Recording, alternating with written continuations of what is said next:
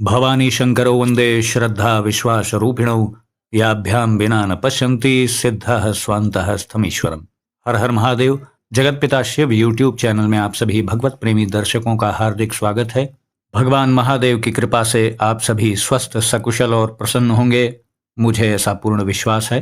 आप सभी दर्शकों के कुछ महत्वपूर्ण प्रश्न मेरे पास आए थे, तो मैंने उनका अलग अलग उत्तर ना दे करके यही उचित समझा कि उस विषय पर एक वीडियो ही बना देता हूं, जिससे प्रश्नकर्ता को भी लाभ होगा और अन्य दर्शकों को भी लाभ होगा। सभी प्रश्न ले पाना तो संभव नहीं था, लेकिन उनमें से बहुत से प्रश्न जो महत्वपूर्ण थे उसे मैंने लेने का प्रयास किया है। तो इसी क्रम को आगे बढ़ाते हैं, जिसमें पहला प्रश्न है श्री हरवीर सोलंकी जी का। इनका प्रश्न है, महाराज जी प्रणाम, मेरे इष्ट देव महादेव हैं, मुझे महादेव नाम ही प्रिय है। मैं हर समय महादेव महादेव का जाप करता हूँ। मैं महादेव महादेव का जाप करूं या शिव शिव का? ये प्रश्न है हरवीर सोलंकी जी का। तो मैं इसका बड़ा आसान सा आपको उत्तर दे रहा हूँ। इसमें कोई भी तर्क वितर्क और किसी भी प्रकार की इसमें टीका टिप्पणी का प्रश्न ही नहीं है। देखिए, आपने कहा कि महादेव ही आपके इष्ट देव हैं और आप महादेव महादेव के नाम का जाप भी करते हैं, तो फिर ये तो स्पष्ट हो गया ना, जवाब तो यही हो गया, आपको यही मिल गया। आपने ये बिल्कुल, आपको स्पष्ट है ना कि मेरे इष्ट देव महादेव हैं, तभी तो आपने ये लिखा है और आप ही स्वीकार कर रहे हैं कि मैं महादेव महादेव का नाम भी जपता हूं, तो फिर रह क्या गया? देखिए, बात समझिए, हमारा जो मन स्वीकार करता है, जिस नाम में प्रियता रखता है, वही नाम हमारे ऊपर काम करता है। हमारी प्रियता महादेव महादेव नाम में है, तो हमें उससे अधिक लाभ प्राप्त होगा अपेक्षाकृत शिव शिव के। एक दूसरा प्रश्न आया है ममता देवी जी का। उन्होंने पूछा है, मेष लग्न व सिंह राशि है मेरी, तो मेरा इष्ट देव कौन है? तो इसका उत्तर मैं आपको बता रहा हूं कि आपने स्वयं बताया कि आपकी मेष लग्न है और राशि आपने बताई कि सिंह है। देखिए, इष्ट देव में लग्न का और पंचम भाव का, कुंडली का जो पंचम भाव होता है और लग्न होता है, उसका बड़ा महत्व होता है। तो आपका मेष लग्न है, मेष लग्न का स्वामी मंगल होता है। पंचम भाव में सिंह राशि आ रही है, उसका स्वामी सूर्य होता है। सूर्य माँ जगदम्बा का और दुर्गा जी का भी प्रतिनिधित्व करता है, और मंगल जो आपके लग्न का स्वामी है, वो रुद्रावतार बजरंगबली जी का प्रतिनिधित्व करता है। आप इन्हीं दोनों में से किसी एक इष्ट देव का चयन कर सकते हैं। अब आप अगर कंफ्यूज हो रहे हो तो बहुत गहराई से आप चेक करा लीजिएगा कि आपका लग्न अधिक मजबूत है या पंचम भाव। उसमें बैठे ग्रहों की स्थिति का भी बड़ा प्रभाव पड़ता है ना। खाली लग्न और पंचम की राशि से ही निर्णय नहीं होता है, उसमें बैठे ग्रहों, उनके पड़ने वाली दृष्टियों का भी बड़ा असर होता है। और अगर आपका मन हनुमान जी या माँ जगदम्बा में से किसी एक में लग रहा हो, तो आप किसी से कुछ मत पूछिए, बस वही सत्य है। क्योंकि जो मन कहता है, कुंडली से जानना इष्ट देव को, ये बहुत प्रारंभिक लोगों के लिए है। लेकिन जिनका मन तय कर चुका है और किसी देवता देवी विशेष में लग चुका है, तो फिर उन्हें कोई प्रश्न करने का आवश्यकता ही नहीं है। अब अगला प्रश्न लेते हैं। अगला प्रश्न आया है श्री जितेंद्र तिवारी जी का। इन्होंने पूछा है, मुझे शिवजी स्वप्न दे रहे हैं, पर जब मैं उनकी उपासना प्रारंभ करता हूं तो बहुत प्रकार की रुकावटें आती हैं। मुझे आप शिवजी की कृपा से ही मिले हैं, कृपया मेरा मार्गदर्शन करें। तो जितेंद्र जी, मैं आपको ये बताना चाहूँगा कि आप स्वयं ही कह रहे हैं कि भगवान महादेव आपको स्वप्न दे रहे हैं। तो जब भगवान आपको स्वप्न दे रहे हैं, तो ये तो बिल्कुल क्लियर है ना कि वो चाह रहे हैं कि आप उनकी साधना में तत्परता से लग जाइए। लेकिन कौन आपको लगने नहीं दे रहा है? आप ही कह रहे हैं कि बहुत प्रकार के व्यवधान आने लग जाते हैं और बहुत सी दिक्कतें आने लग जाती हैं जब आप उपासना शुरू करते हैं। तो आपको कौन दिक्कत दे रहा है? कोई और थोड़ी नहीं दे रहा है। काहू न केऊ सुख दुख करताता, निज कृत कर्म भोग सुन भ्राता। आप अपने पीछे के कर्मों को जरा सा रिवाइंड करके पिक्चर को आप देखिए। इसको आप अन्यथा न लीजिएगा, लेकिन जब इस तरह की स्थिति होती है तो पीछे हमसे कोई महत पाप हो चुका रहता है, या या तो ये कारण होता है, या तो ये कारण होता है कि पिछले जो अन्यान्य योनियों में हमने कर्म किए, जो संचित हमारे पाप कर्म हैं, वो जब हम उनको नष्ट, चूंकि नाम जप मंत्र जप पीछे के पापों को नष्ट करता है, और पीछे के पाप नष्ट होना नहीं चाहते, वो आपके ऊपर हावी होकर आपको कष्ट भोगवाना चाहते हैं। तो जब आप मंत्र जाप नाम जाप का क्रम प्रारंभ करते हैं, तो वो कर्म चूंकि फल देने के लिए आतुर हैं, तो वो आपको उस कार्य में प्रवृत्त नहीं होने देते हैं, तो जिससे वो विभिन्न प्रकार के प्रतिकूल परिस्थितियों को पैदा करते हैं। ऐसा बहुत लोगों के साथ होता है जब वो साधना को प्रारंभ करते हैं। तो इसमें इसका एक ही उपाय मैं आपको बता रहा हूँ, इसमें आत्मविश्वास रखना पड़ता है। शुरू में ये दिक्कतें होती हैं, धीरे धीरे आपका जो पिछला कर्मों का बैलेंस है, उनसे अधिक बैलेंस आप नाम या मंत्र का कमा लेंगे, तो आपके पीछे के पाप आपके नष्ट हो जाएंगे। पीछे के पाप शून्य कर लीजिए और नया पाप कोई करिए नहीं, तो जीवन एकदम आनंद से भर जाएगा। अगला प्रश्न विवेक कुमार जी का आया है। उन्होंने पूछा है, मेरे इष्ट देव भगवान शिव हैं, पर मैं राम राम जपता हूँ, क्या ये सही है? और मैं शिव पुराण कब कब पढ़ सकता हूँ, ये भी बताएं, बड़ी कृपा होगी। तो विवेक जी, इस प्रश्न का उत्तर जानने के पहले मैं आपको एक बात बताता हूँ। एक बार भगवान श्री रामचंद्र जी जब लंका विजित करके अपने अपने राज्य में, अयोध्या नगरी में आए, तो एक दिन वो अपने दरबार में बैठे हुए थे। सभी दरबारी और जितने भी सेवक सेविकाएं आदि से सभी वहाँ पे मौजूद थे।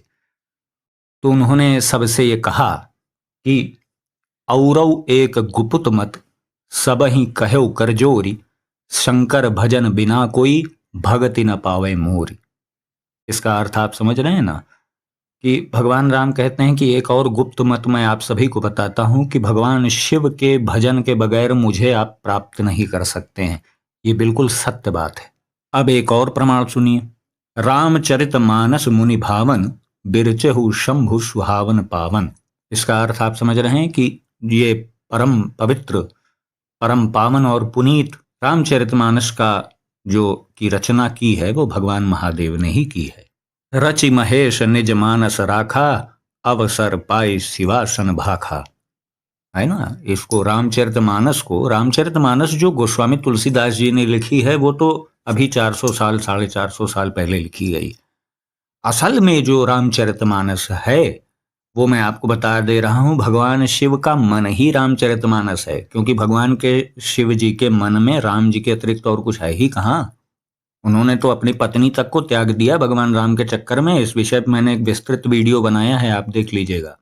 इन सब बातों के कहने का मतलब मात्र यही है विवेक जी, मैं आपको यही बता रहा हूं कि यदि आपके इष्ट देव भगवान शिव हैं और राम राम का जाप आप करते हैं, तो आप अपने इष्ट देव को और अधिक ही प्रसन्न कर रहे हैं। यह आप बिल्कुल भ्रम में ना रहें कि मैं शिव शिव तो नहीं जप रहा हूं, मेरे इष्ट देव शिव हैं, मुझे शिव शिव जपना चाहिए। तो अच्छी बात है आप, लेकिन अगर आप राम नाम का जाप कर रहे हैं, तो आप निश्चित रूप से जान लीजिए कि आप भगवान शिव के और निकट पहुंच जाएंगे। अगला प्रश्न सुनील कुमार शुक्ला जी का है। वो पूछ रहे हैं, please tell me, can I chant ओम सिद्धेश्वराय नमः इन प्लेस ऑफ ओम नमः शिवाय? तो सुनील जी, इसका उत्तर ये है कि आप बेशक ओम सिद्धेश्वराय नमः का जाप कर सकते हैं, लेकिन इन प्लेस ऑफ ओम नमः शिवाय आपने कहा, तो आप ये ध्यान रखिएगा कि पंचाक्षर या षडाक्षर मंत्र का जगह ले सके ऐसा तो कोई मंत्र ही नहीं है फिर, है ना। आप इस भाव से ना जपें कि मैं उसकी अपेक्षा इसको जप लूं। समझ गए बात को आप? पंचाक्षर मंत्र जो कार्य करता है वो अलग कार्य करता है। ओम सिद्धेश्वराय नमः ये भी आपका कल्याण ही करेगा, लेकिन इसका मार्ग अलग है। सबके मार्ग अलग अलग हैं, मंजिल एक हो सकती है सब, है ना। जैसे नदियां विभिन्न मार्गों से जाती समुद्र में ही है, तो इसको समझने का प्रयास करिए। लेकिन ये भी अच्छे से समझ लीजिएगा कि हर मंत्र का कार्य करने की शैली अलग होती है, वो अलग तरीके से कार्य करता है। तो आप दोनों ही प्रभु के मंत्र हैं, आप जप सकते हैं, लेकिन दोनों के कार्य अलग हैं, इसको समझिएगा। अगला प्रश्न लेते हैं। अगला प्रश्न अर्पण गांगुली जी का है, जिन्होंने पूछा है कि अगर राशि और लग्न के अनुसार कोई अन्य इष्ट देव हों और आदमी का मन किसी अन्य इष्ट देव की ओर या अन्य देवता की ओर जा रहा हो, तो उसे क्या करना चाहिए? तो अर्पण जी, इसके उत्तर में मैं आपको बता रहा हूं कि सबसे पहले ये जान लीजिए कि इष्ट देव का निर्धारण लग्न से और कुंडली के पंचम भाव से होता है, ना कि लग्न और राशि से। आपके प्रश्न का उत्तर एक ही लाइन में मैं दे रहा हूं कि जो मन कहे वही करना चाहिए, है ना? जब आपका मन किसी एक देवता विशेष की ओर जा रहा है तो बस क्लियर, यही निर्णय हो गया। यदि आपका मन डिसाइड नहीं कर पा रहा है तभी तो ये सब प्रक्रियाएं हैं ना, कुंडली आदि से जानना, किसी से पूछना, किसी विशेषज्ञ से मिलना, है ना? ये इसीलिए तो किया जा रहा है कि मेरा मन किसी और प्रेरित हो जाए, और आपका मन किसी और प्रेरित है तो आपकी कुंडली कुछ भी कह रही है उस चक्कर में मत पड़िए, क्योंकि इंद्रियाणाम मनश्चास्मि, भगवान कह रहे हैं कि इंद्रियों में मन मैं ही हूं। यानी मन ईश्वर का ही एक साक्षात स्वरूप है। वो जिस ओर आपको सदमार्ग में प्रेरित कर रहा है तो बस वहीं आंख मूंद के बढ़ जाइए। अगला प्रश्न पूनम परमार जी का है। उन्होंने पूछा है, शिव साधना की पूरी विधि बताएं। तो पूनम जी, मैं आपको बता रहा हूं कि मैंने शिव साधना के संबंध में 2 पार्ट का एक विस्तृत वीडियो पहले ही बना करके अपने चैनल पे डाला है। आप कृपया उसे देखें, और उसमें कोई विषय यदि आपको ना समझ में आए तो आप प्रश्न करिएगा। अगला प्रश्न ट्रू इंडियन नाम से आया है। उन्होंने पूछा है, इस्कॉन वाले बोलते हैं कि राधा कृष्ण ही मोक्ष दे सकते हैं, ऐसा क्यों? कृपया बताने की कृपा करें। तो मैं आपको बता रहा हूं, इस्कॉन वाले सही ही बोल रहे हैं कि राधा कृष्ण ही मोक्ष दे सकते हैं, बिल्कुल सत्य कह रहे हैं वो। अब आप कोई समर्पित शिव भक्त से मिलेंगे तो वो कहेगा कि हाँ, भगवान महादेव, माता पार्वती ही मोक्ष दे सकते हैं। अभी आप किसी समर्पित राम भक्त से मिलेंगे तो वो यही आपको कहेगा कि भगवान सीताराम ही मोक्ष दे सकते हैं। यहाँ पे यह विवाद का प्रश्न ही नहीं है कि वो बड़ा है, वो छोटा है, वो अधिक शक्ति संपन्न है, वो कम शक्ति संपन्न है। तो जब इस्कॉन वाले आपसे कभी टकराएं और वो आपसे कहें कि राधा कृष्ण जी ही मोक्ष दे सकते हैं, तो उनसे ये कहिएगा कि कृष्ण जी को चक्र तो शिव जी ने दिया था, नाम तो वो शिव जी का जपते रहते हैं, है ना? कृष्ण जी की शक्ति का रहस्य क्या है? भगवान शिव ही तो हैं। भगवान राम की शक्ति का रहस्य भगवान शिव ही तो हैं।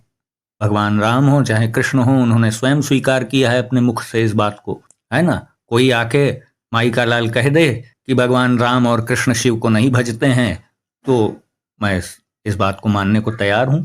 लेकिन अगर कोई आदर्श वाक्य के रूप में इस्कॉन ही नहीं, किसी संस्था का व्यक्ति ये बोल रहा है कि राधा कृष्ण ही मोक्ष देने में सक्षम है, तो मुझे कोई दिक्कत नहीं है और आपको भी नहीं होनी चाहिए।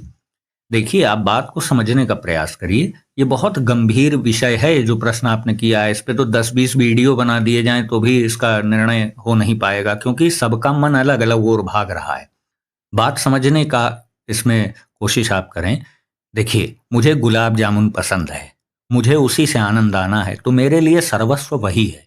अब कोई कहता है नहीं, मुझे तो रसमलाई पसंद है, तो उसको उसी में आनंद आएगा, है ना? लेकिन आनंद दोनों को प्राप्त हो रहा है, गौर करिएगा। कोई कहता है कि नहीं, मुझे इमरती पसंद है, तो वो इमरती में ही आनंद को प्राप्त कर ले रहा है। बात समझने का यहाँ पे आप प्रयास करें।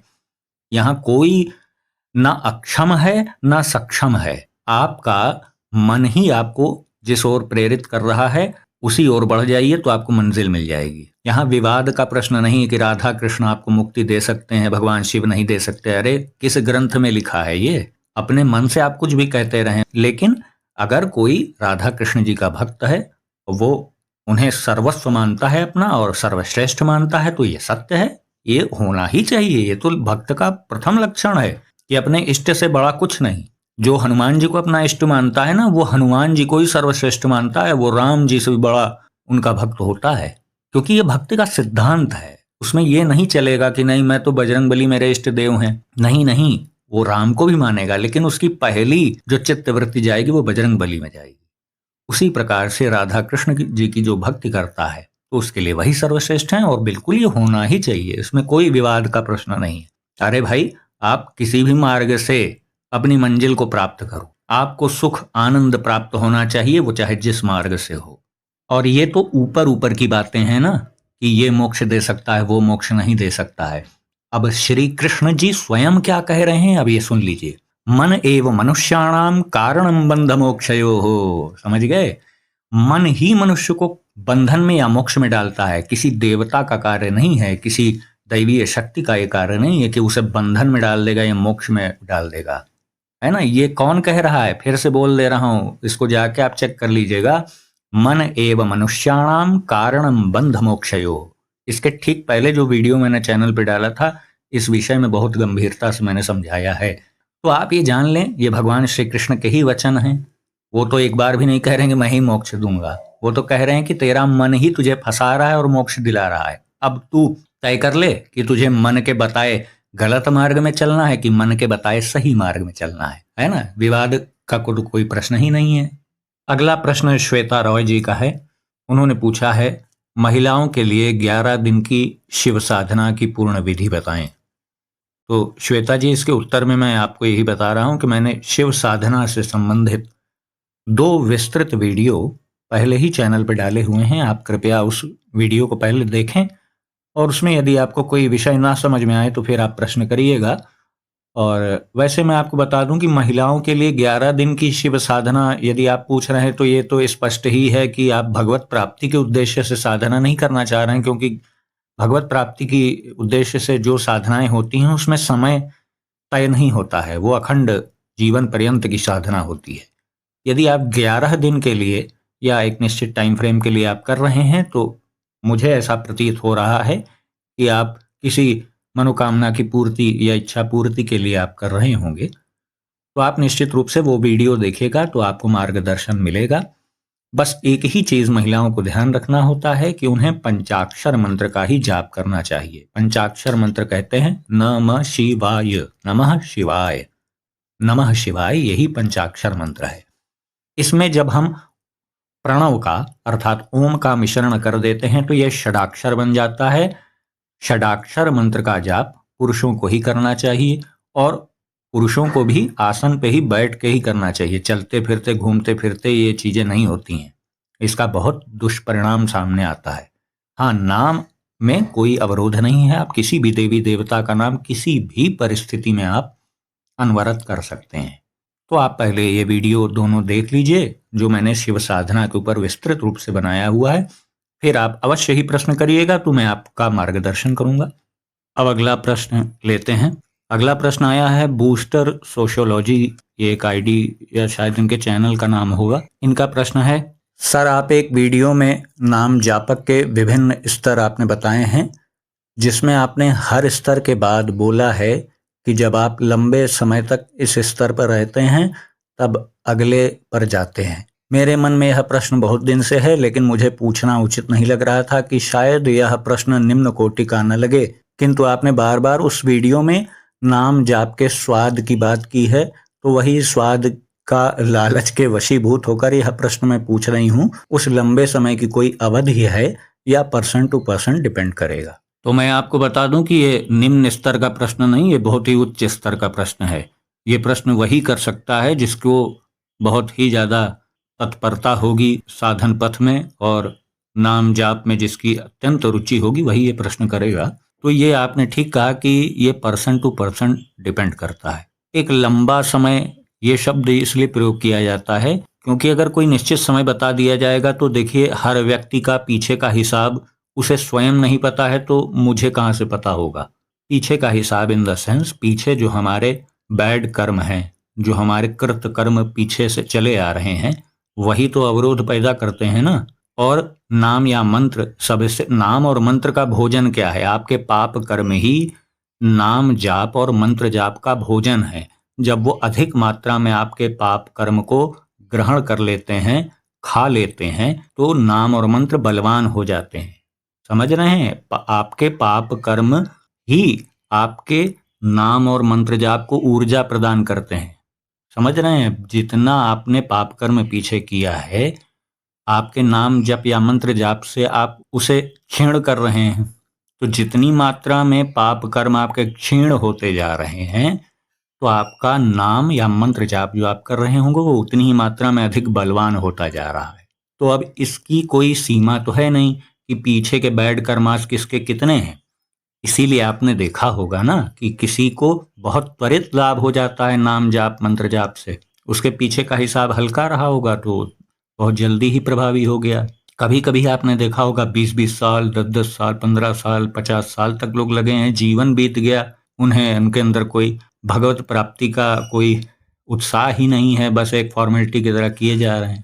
तो ये पर्सन टू पर्सन ही डिपेंड करता है। देखिए, हमारे पीछे के कितने कर्म हैं, क्या हैं, कैसे हैं, वो तो स्वयं व्यक्ति को ही नहीं पता है। तो इसका सीधा सा बस सरल उपाय ये है कि आप अपना आत्मविश्वास बरकरार रखते हुए नाम जाप या मंत्र जाप जो आप कर रहे हैं उसे सतत जो है आप जारी रखें, उसे आप करते रहें। जैसे ही आपके पीछे के पाप कर्म हल्के होने लगेंगे तो आपको स्वाद आना प्रारंभ हो जाएगा, फिर आप स्वयं ही उसके विषय में जान जाएंगे। तो आज के वीडियो को हम यहीं समाप्त करेंगे। मुझे ऐसी उम्मीद है, ऐसी आशा है कि जो भी उत्तर मैंने दिए हैं उससे आपका उचित मार्गदर्शन होगा और आपको संतुष्टि होगी, आपकी जिज्ञासा शांत हुई होगी। तो मैं भगवान महादेव से ऐसी प्रार्थना करता हूँ कि वो आप सभी को स्वस्थ, सकुशल और प्रसन्न रखें। वीडियो आपको अगर पसंद आया हो तो इसे लाइक करें, अपने बंधु बांधवों में शेयर करें, चैनल को सब्सक्राइब करें और बेल आइकन को भी अवश्य प्रेस कर दीजिएगा, जिससे भविष्य में आने वाले मेरे सभी वीडियोस के नोटिफिकेशन आपको मिलते रहें। तो मिलते हैं अगले वीडियो में, तब तक के लिए आप सभी भगवत प्रेमी भक्तों को हर हर महादेव।